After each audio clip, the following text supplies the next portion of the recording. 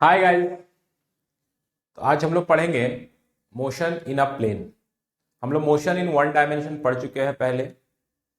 तो आज हमारा डिस्कशन का टॉपिक होगा कि प्लेन में जब मोशन करता है कोई पार्टिकल तो उसके इक्वेशंस हम लोग कैसे निकालते हैं और उसमें जो दो एक्सिस है जैसे एक्स एक्सिस और वाई एक्सिस, इनके बीच में क्या रिलेशन निकलता है, पार्टिकल का मोशन करने का पाथ कैसा होता है, इसके बारे में हम लोग डिस्कस करेंगे। लेकिन सबसे पहले हम लोग ये जान ले कि ये मोशन इन अ प्लेन क्या होता है। जैसे आप लोग जानते हैं कि ये हमारा वाई एक्सिस है और ये हमारा एक्स एक्सिस है। ठीक है, अगर कोई पार्टिकल ऐसे यहां से यहां तक मोशन करता है तो ये मोशन अलोंग एक्स एक्सिस या motion in a straight line कहलाता है। या पार्टिकल अगर यहां से यहां जाता है तो ये मोशन अलोंग वाई एक्सिस या motion in a straight line कहलाता है।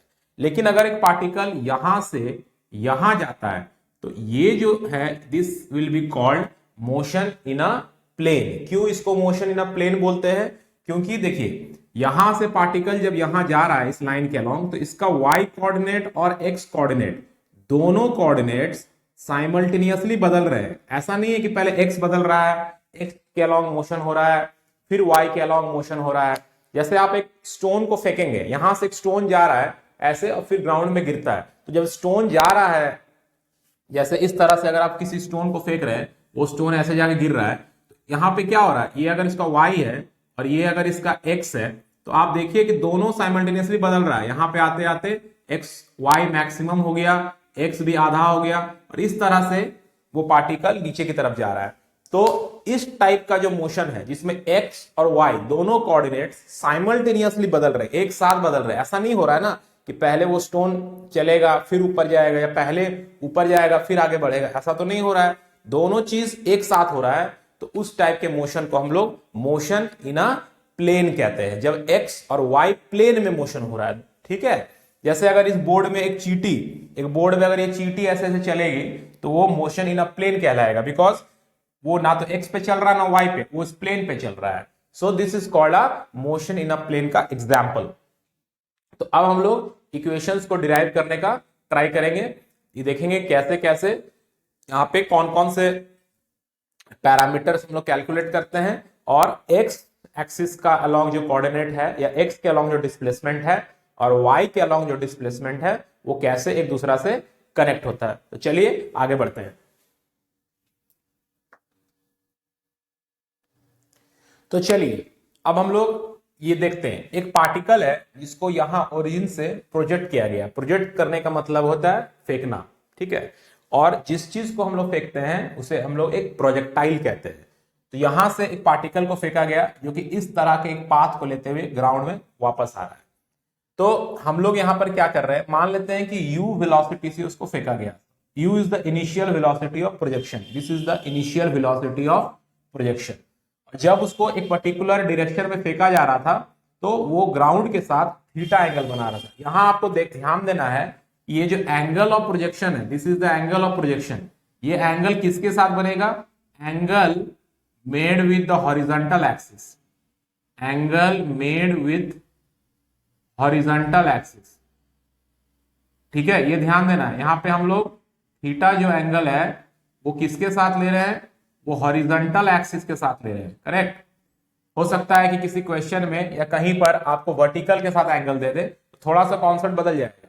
ठीक है, तो चलिए अब देखिए, हम लोग जानते हैं कि अगर ये हमारा u है, this is the initial velocity, या ये हमारा इनिशियल वेक्टर है u, और वो u इधर अगर थीटा एंगल बना रहा है ग्राउंड के साथ, तो हमारा कंपोनेंट के हिसाब से इधर आ जाना चाहिए u cos थीटा और इधर वर्टिकल में आ जाना चाहिए u sin थीटा। करेक्ट। तो इसका मतलब क्या हो गया कि इनिशियल वेलोसिटी अगर हम लोग कैलकुलेट करें along x axis, initial velocity along x axis हमारा हो गया u cos थीटा, और initial velocity along y axis कितना हो गया? तो initial velocity along y axis आ गया u sin थीटा। क्लियर? ये क्लियर है। उसके बाद हम लोग आते हैं एक्सेलरेशन अलोंग एक्स एक्सिस। यहां आपको ध्यान देना है कि एक्सेलरेशन अलोंग एक्स एक्सिस इस टाइप के मोशन के लिए 0 होगा। क्यों?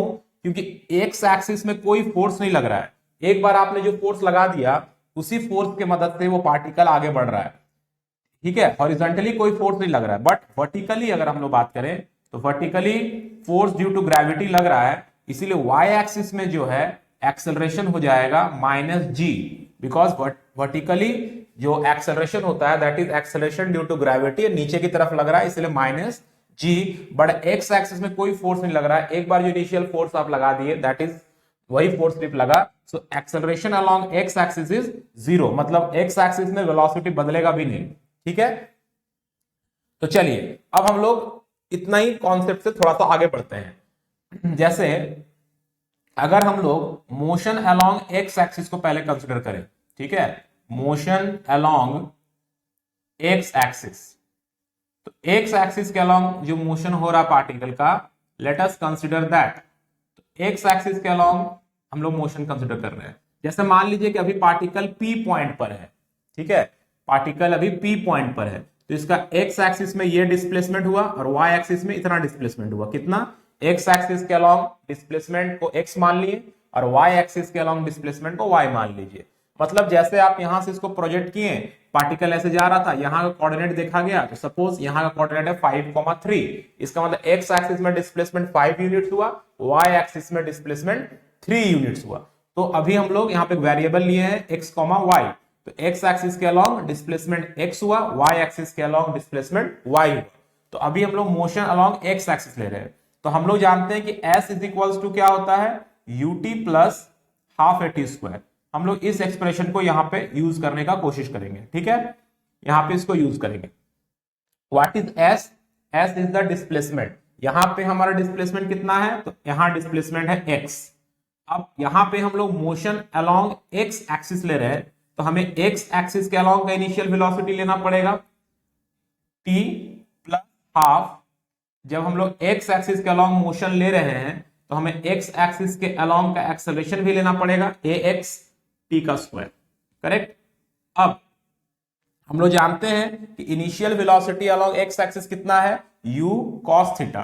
तो let us put it here, यहां पुट कर देते हैं, तो x is equal to u cos theta into t हो जाएगा, और ax तो ऑलरेडी जीरो है हमारा, सो ये वाला टर्म हमारा जीरो हो जाएगा, करेक्ट। तो यहां से अगर हम लोग कैलकुलेट करें तो टाइम इज इक्वल टू आ जाएगा x divided by u cos theta, ठीक है। x t is equal to आ गया x divided by u cos theta. अब हम लोग आते हैं मोशन अलोंग y एक्सिस पे, motion along y axis, motion along y axis. अब देखिए जब मोशन अलोंग y एक्सिस पे आएंगे तब क्या होगा, तो फिर हम लोग यही एक्सप्रेशन यूज करेंगे, ठीक है। तो s is equal to ut plus half at square, यही एक्सप्रेशन को हम लोग यूज करेंगे। तो मोशन अलोंग y एक्सिस, तो y में हमारा डिस्प्लेसमेंट हम लोग y लिए हैं, तो displacement along y axis is y, initial velocity along y axis is uy t plus half acceleration along y axis, हम लोग यहां पे ay लिखेंगे इनटू t का स्क्वायर। तो y is equal to uy हमारा कितना है, u साइन थीटा है, तो put it u sine theta, और t का वैल्यू हम क्या पुट कर सकते हैं, x by u cos theta, तो x by u cos theta. ay का वैल्यू कितना होता है, ay का वैल्यू माइनस जी है, सो यहां पे एक माइनस आ जाएगा, हाफ g, और t की जगह पर फिर लिखेंगे x by u cos theta का होल स्क्वायर, करेक्ट। सो ये आया हमारा y का एक्सप्रेशन। अब यहां देखिए u एंड u आप कैंसिल कर सकते हैं, तो बचेगा sine tan, cancel, sine theta by cos theta क्या हो जाएगा, tan थीटा।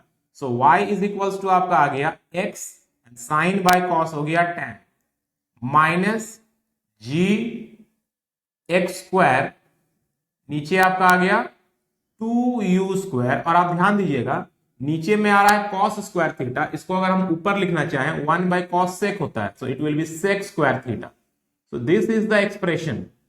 तो ये एक्सप्रेशन से क्या हो रहा है, देखिए आपको यहां पता चल रहा है कि y और x कैसे कनेक्टेड है यहां पे। तो y और x के बीच में ये रिलेशन है, दिस इज द इक्वेशन।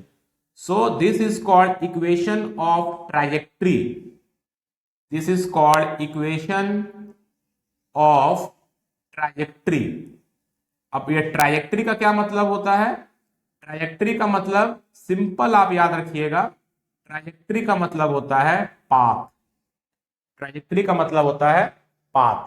तो ये जो पाथ ये फॉलो किया, जैसे आप जानते हैं कि जब कोई चीज स्ट्रेट लाइन में चलता है, तो स्ट्रेट लाइन में जब कोई चीज चलता है तो इसका एक लीनियर इक्वेशन आता है, जैसे 2x + 3y = 5।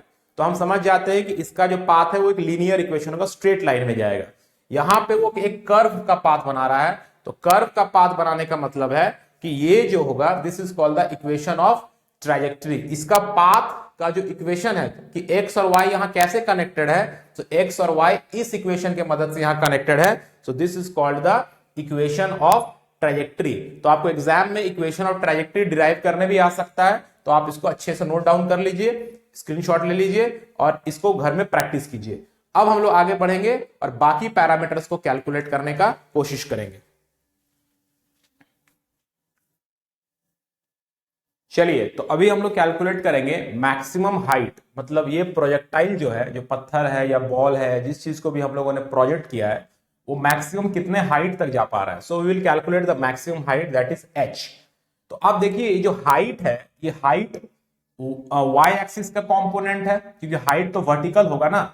सो ये y एक्सिस का, अगर आप मुझे कोई कहेगा कि हाइट बताना है, तो हाइट किस एक्सिस पे आएगा? x एक्सिस पे तो हाइट नहीं आएगा ना, y एक्सिस का जो कोऑर्डिनेट होगा वो हमें हाइट बताएगा। तो हमें motion along y axis consider करना है यहां पे। तो motion along y axis, motion along y axis. तो मोशन अलोंग y एक्सिस अगर हम कंसीडर करते हैं तो क्या होगा? कौन सा इक्वेशन यूज करें? हम लोग ये इक्वेशन यूज करेंगे, v² equal to, motion along y axis ले लिए, हम लोग इक्वेशन यूज करेंगे v² equals to u² plus 2ay vy², है ना। v² equal to u² plus 2as use कर रहे हैं, तो v² y एक्सिस के अलोंग ले रहे हैं, इसलिए इसका नाम vy² कर दिए। u² y एक्सिस के अलोंग ले रहे हैं, इसलिए uy² कर दिए, plus 2as, 2a y axis के अलोंग ले रहे हैं, इसीलिए इसका एक्सेलरेशन ay ले लिए। अब देखिए, हम लोग जानते हैं कि एट मैक्सिमम हाइट, कोई भी पार्टिकल जब अपने मैक्सिमम हाइट पर पहुंच जाता है तो क्या होता है? एट मैक्सिमम हाइट आपका जो y एक्सिस के अलोंग फाइनल वेलोसिटी होगा वो 0 हो जाना चाहिए। जैसे ये पार्टिकल जा रहा है, यहां पर जाने के बाद वो पार्टिकल रुकेगा। यहां पर देखिए, अगर आप ऐसे देखें, यहां पर एक पार्टिकल है, ऐसे इसका वेलोसिटी ऐसे है, तो इसका दोनों कंपोनेंट है, x भी है और y भी है। जब पार्टिकल यहां पहुंचा, यहां भी इसके पास दोनों कंपोनेंट है, x भी है y भी है। लेकिन जब पार्टिकल यहां पहुंच रहा है तो इसके पास सिर्फ वर्टिकल कंपोनेंट 0 हो जा रहा है, सिर्फ इसका हॉरिजॉन्टल कंपोनेंट है। मतलब यहां पर अपने मैक्सिमम हाइट पर पार्टिकल का जो वेलोसिटी है वो अलोंग द हॉरिजॉन्टल एक्सिस या अलोंग द एक्स एक्सिस हो जा रहा है, y एक्सिस में इसका कोई वेलोसिटी नहीं है इस पॉइंट पर। तो यहां पर हम लोग वेलोसिटी को 0 पुट करेंगे जब वो अपने मैक्सिमम हाइट पर रहेगा। ठीक है, बात समझ में आ रही है? दोबारा मैं बता रहा हूं, जैसे ये पेन मार्कर को देखिए, ऐसे जा रहा है, ऐसे जा रहा है, ऐसे जा रहा है, ऐसे जा रहा है, यहां आते आते कंप्लीटली हॉरिजॉन्टल हो गया। जब यहां कंप्लीटली हॉरिजॉन्टल हो जा रहा है, मतलब वहां पर उसका सिर्फ हॉरिजॉन्टल वेलोसिटी है, वर्टिकल वेलोसिटी 0, और इसी को हम मैक्सिमम हाइट कहते हैं। तो vy 0 हो गया, तो आप यहां 0 पुट कर दीजिए। uy, वी ऑलरेडी नो कि uy का वैल्यू क्या है, u sin थीटा है, तो आप यहां पे u sin थीटा का होल स्क्वायर को चेंज कीजिए। ठीक है, ay माइनस जी होता है, तो -2g, और जो डिस्प्लेसमेंट है उसी को हम लोग यहाँ पे हाइट कह रहे हैं, तो हाइट h हो गया। तो हमारा यहां पर कितना आ जाएगा, u² sin square theta divided by 2g is equal to h। तो इससे हमें मैक्सिमम हाइट का फॉर्मूला मिल गया, u² sin square theta by 2g। Correct? तो इसे हम लोग मैक्सिमम हाइट निकालने के लिए यूज करेंगे। नेक्स्ट हम लोग कैलकुलेट करेंगे कि यहां से यहां आने में इसको टाइम कितना लग रहा है, और यहां से यहां का जो डिस्टेंस है जिसे हम लोग रेंज कहते हैं कि टोटल कितना दूर जाके वो गिर रहा है, वो कैलकुलेट करेंगे।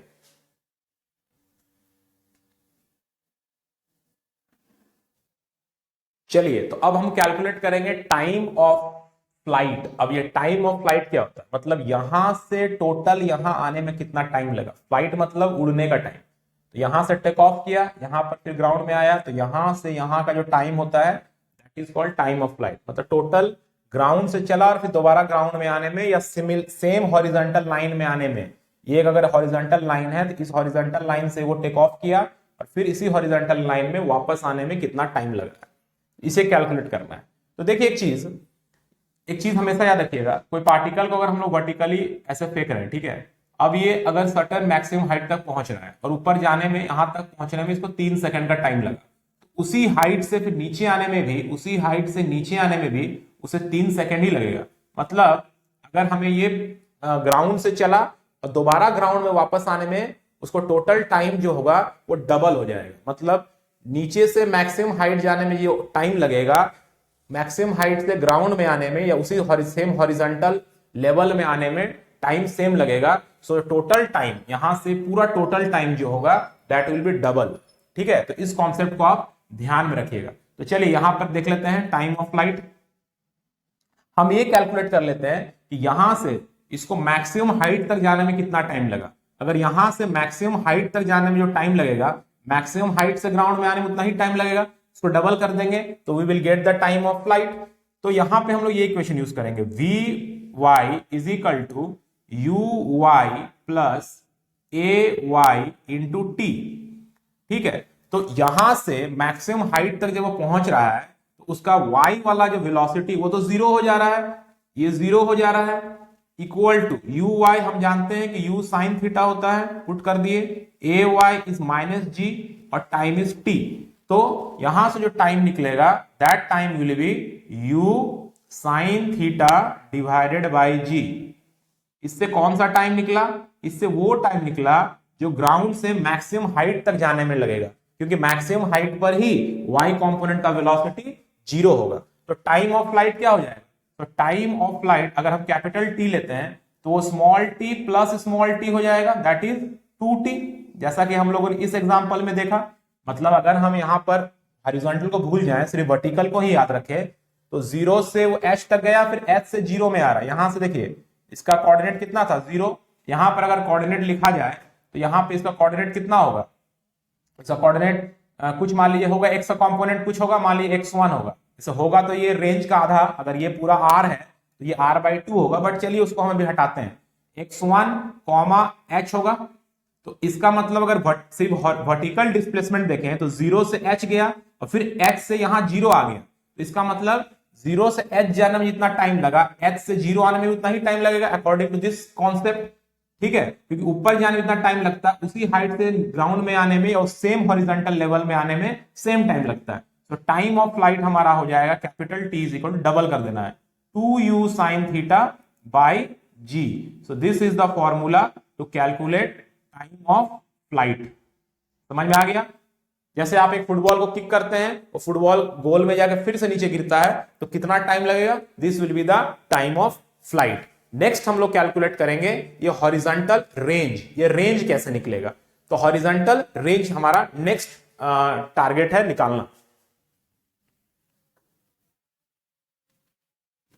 तो चलिए अब हमारा नेक्स्ट जो टर्म हमें कैलकुलेट करना है वो है हॉरिजॉन्टल रेंज। रेंज का मतलब होता है यहां से लेके यहां से वो चला, यहां पे आके फिर से ग्राउंड में सेम लेवल पे आ गया या ग्राउंड पे आ गया, ये जो डिस्टेंस होगा this is called horizontal range. तो इस हॉरिजॉन्टल रेंज को हम लोग कैसे कैलकुलेट करेंगे, तो ये रेंज जो है वो आप देखिए हॉरिजॉन्टल एक्सिस में आ रहा है, मतलब वो एक्स एक्सिस का कंपोनेंट होगा, एक्स एक्सिस पर वो आएगा। तो चलिए हम लोग निकालते हैं, तो x is equal to u x t plus half a x t square, ये फॉर्मूला लगाते हैं। तो यहां जब यहां से यहां आ रहा है तो x हमारा कितना हो जा रहा है r, ये डिस्टेंस को ही तो हम लोग रेंज बोल रहे हैं। तो x हमारा हो जा रहा है r, यू एक्स हम लोग जानते हैं कि u cos थीटा होता है और सबसे इंटरेस्टिंग बात यहां पे ये है कि यहां जो टाइम है, यहां से यहां आने का जो टाइम है, उसी को तो हम लोगों ने टाइम ऑफ फ्लाइट कहा था ना। यहां से यहां आने का जो टाइम था वही तो हमारा टाइम ऑफ फ्लाइट था। तो यहां पर हम लोग कैपिटल टी ले लेंगे, और ए एक्स तो ऑलरेडी हम लोग स्टेट कर चुके हैं कि 0 होता है, तो ये 0 हो जाएगा। तो आर इज इक्वल टू हमारा आ जाएगा यू कॉस थीटा, और टाइम ऑफ फ्लाइट का हम लोगों ने एक्सप्रेशन कैलकुलेट किया 2u sign theta by g. तो हमारा रेंज का फॉर्मूला हो गया u square 2 sine theta into cos theta divided by g. अब 2 साइन थीटा कॉस थीटा को हम लोग साइन 2 थीटा भी कहते हैं, बिकॉज साइन 2 थीटा का ये फॉर्मूला है। So R is equal to हमारा हो जाएगा u square sine 2 theta divided by g. तो this is the formula to calculate the range. तो हम लोगों ने आज क्या क्या कैलकुलेट करना सीखा? हम लोगों ने इक्वेशन और ट्राजेक्टरी को कैलकुलेट किया कि ये जो पाथ फॉलो हो रहा है उस पाथ का इक्वेशन क्या होगा। हम लोगों ने मैक्सिमम हाइट जो अचीव होगा उसका फॉर्मूला कैलकुलेट किया। हम लोगों ने यहां से यहां आने का time, that is time of flight, calculate किया। और यहां से यहां का जो डिस्टेंस है, that is the horizontal range, उसको कैलकुलेट किया। आप लोग इन डेरिवेशंस को एक बार प्रैक्टिस कर ले घर में, क्योंकि ये डेरिवेशंस आपके स्कूल के एग्जाम्स में आते हैं। उसके बाद हम लोग अदर फैक्ट्स के बारे में और बात करेंगे कि हॉरिजॉन्टल रेंज मैक्सिमम कब होगी, और इक्वेशंस जो हमारा ट्रैजेक्टरी का है उसको यूज करके भी हम बाकी कंपोनेंट्स को कैसे कैलकुलेट कर सकते हैं, और डिफरेंट और इंटरेस्टिंग क्वेश्चंस भी है प्रोजेक्टाइल का, उसको भी सॉल्व करेंगे। ठीक है, तो पहले आप डेरिवेशन को कर ले, अच्छे से कॉन्सेप्ट को समझ ले। उसके बाद नेक्स्ट क्लास में हम लोग कुछ कॉन्सेप्चुअल क्वेश्चंस और इन इक्वेशंस को और कैसे यूज करके हम लोग प्रॉब्लम्स को सॉल्व कर सकते हैं, न्यूमेरिकल्स को सॉल्व कर सकते हैं, उस पर बात करेंगे। आप लोग बहुत अच्छा रिस्पॉन्ड कर रहे हैं। आप लोग चैनल को और ज्यादा सब्सक्राइब करें और शेयर भी करें। Thank you all of you and see you in the next class. Bye.